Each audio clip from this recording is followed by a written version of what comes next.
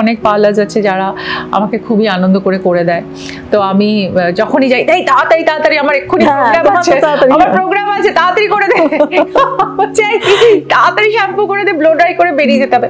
তো ওইটাই আমার একটু বিলাসিতা, যে আমি গিয়ে একটুখানি হয়তো একটা কোনো মানে একটু স্পা লাগিয়ে নিলাম বা একটু শ্যাম্পু করে বেরিয়ে গেল। তো ওইটা আমি বলতে পারো আমি পার্লারে গিয়ে করি। আর চুলের তবে আমি চুলে যেটা করি মানে বাড়িতে একটা আমি অবভিয়াসলি একটা তেল লাগাই, যেই তেলটা খুবই ভালো, মানে একটা ভেষজ তেল আছে যেটা আমি লাগিয়ে নিয়ে তারপর আমি শ্যাম্পু করতে যাই। যেটা যদি বাড়ি থেকে কখনো আমি যাই বা অনেক সময় অন রানিংও আমি, ইনফ্যাক্ট তুমি জানো সমাধি গল্পটা বলি, আমি বম্বের এয়ারপোর্টেও শ্যাম্পু করে নিয়েছি।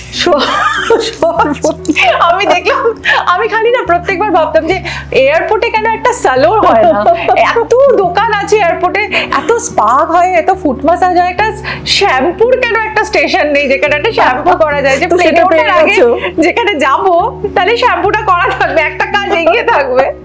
তো একদিন আমি দেখলাম বম্বের এয়ারপোর্টে দেখলাম একটা স্যালো আছে। আমি তো তারপরে তাড়াতাড়ি গিয়ে দেখলাম ফ্লাইটটা প্রায় 40 মিনিট পরে, আমি শোনো 20 মিনিটের মধ্যে আমাকে শ্যাম্পু আর হেয়ার ড্রায়ার করে দিতে হবে।